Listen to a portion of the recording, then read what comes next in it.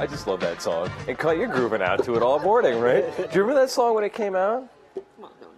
Not quite. It was big hit for high school kids. We loved it. But we're talking here. We got everybody back at the table this morning. This is great. I'm sure that in the spring, that's when a lot of us start thinking about gardening, and that's when we all get back into the garden. I'm sure there's a handful of tips you guys have from the botanical garden that we should know about. Yeah, absolutely. I mean, we have a lot of workshops at the Botanic Garden, so if you call 311 and talk to the education department, you can stop by and go to some of their free workshops. In general, people should always work on amending their soil. You should never stop doing that. That involves adding compost, organic mulch, and other things like that. Because it's the soil that provides the nutrients for the plants. Exactly. In the long run. And we're sort of challenged in Albuquerque with soil, so it's good to keep working on it every year. Very cool. Yeah. So at CenturyLink, I know you guys don't have flowers and plants necessarily, no. But you guys are working to really create an entrepreneurial culture in Albuquerque. And why are you guys seeing that? And why do you personally see it as a thing that we need to do? Well, the best part is giving back to the community, and part of we are local here for CenturyLink, myself and my team, and it's great to give back to the youth.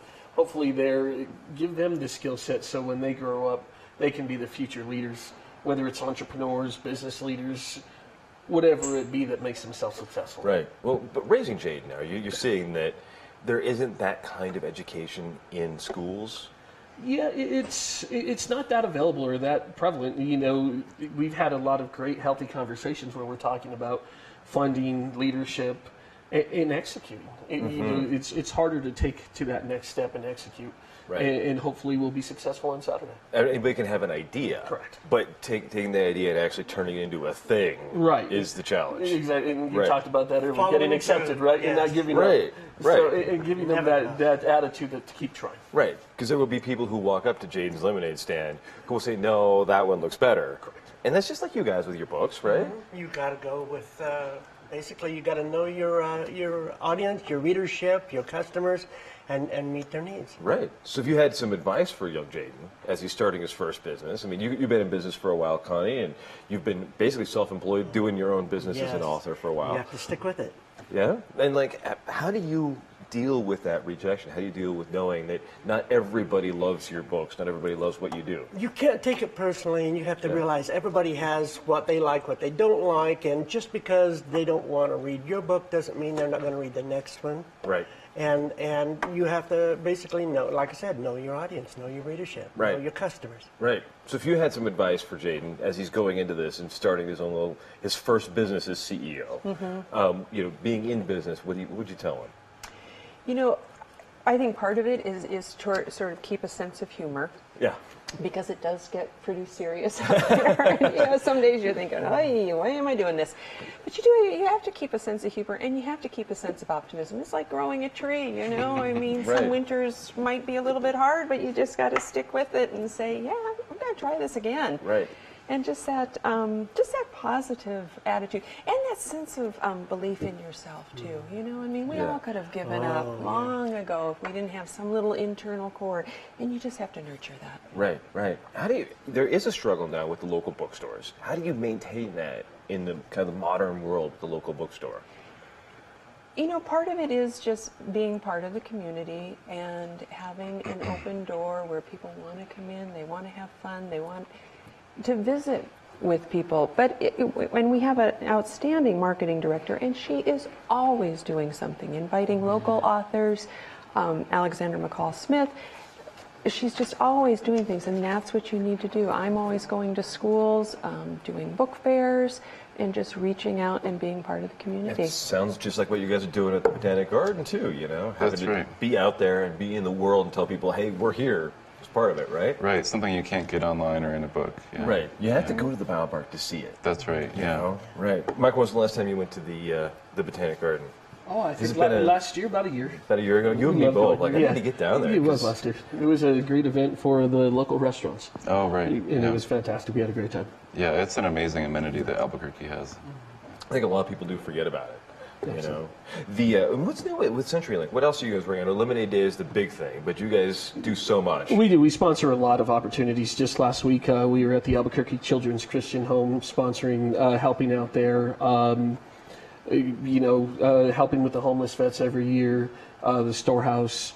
We are local, and I'm proud of that. I'm proud to take my family and help in the community. Right. I think a lot of people forget that you guys are local. We think of CenturyLink as being the legacy carrier from, I guess, back Mountain Bell days. Correct. Really, right? Yeah, absolutely. And within my organization, we have 150 people who are local here in Albuquerque, and within the state, there's hundreds of us. And we live here, born and raised like myself, and proud to be part of the community. That's cool. How many of them did you convince to get their kids into the Lemonade Day? Several? Several. Yeah, Several? at least That's there's awesome. over 250 kids in Albuquerque right now participating. That's cool. That's cool. Well, Lemonade Day just sounds like such an exciting thing, and I'm going to go check it out myself because Good. it's a chance to just see how kids even think about entrepreneurship. Excellent. What do they even, what kinds of questions has Jaden been asking you that you're kind of mind blown about? It's just the things that I take for granted, right, that are obvious about business. Profit, how much to charge, Oh, of what type of cup to use, little things that I would make quick decisions on. He's thinking about, and it's neat to see him pondering that, and hopefully he'll be successful. Yeah, very cool. Bring a lot of money, and you can help I'll him. bring some cash. Does he take Square? Or? We'll take that. Okay, perfect. I love To that. the old school one. Right? Oh, the old school credit card exactly. thing. That's what we need. That's exactly what we need. Excellent. So, new book comes out today. Yes. We Ta-da. love that. And so this one, kind of a thriller, kind of a mystery. Yes, it's more of a crossover, I guess you might say. You got basically amateur detectives that get involved in something that starts in their own pawn shop, and then it develops. They get involved, and sooner or later, everything starts hitting the fan. But this is a series, though. This is Yes. This is the second book in a series of 3, 4, 5. Well, so far 3. Got one I'm working on for next year. The two owners of the pawn shop, they find things just happen to them, and they get involved, and it just goes from there. Sounds like my life on the Morning Brew. And then we've got the new Carolyn Meyer isn't book. here. Carolyn's When new book, did this yeah. come out? It's new, I know. This came out April 7th, and she had another book called Anastasia also come out that very same day. So Right. she's And this is she's about the pretty Harmony exciting. Girls, which I love. It It's- is, and it's kind of, I know that every era has their own sort of, wow, did you really do that sort of thing? She was 17 and moved from her family and said, yeah, I kind of think I can do this. Got on a train, met new friends, had a new life. It's pretty exciting. Yeah, it's cool to see that in book form and read Right. all about that. Yes. Because it really is a first-person accounting of all of that, right? Carolyn's is fiction. Oh, okay. Yeah, she is. I always tell her that, I think that if she hadn't gone in the writing place, that she would have just been a daily historian. She just loves history, digging around for those stories, and then making them seem so real. I mean, like this Right. could be many people that That's We're daring. awesome.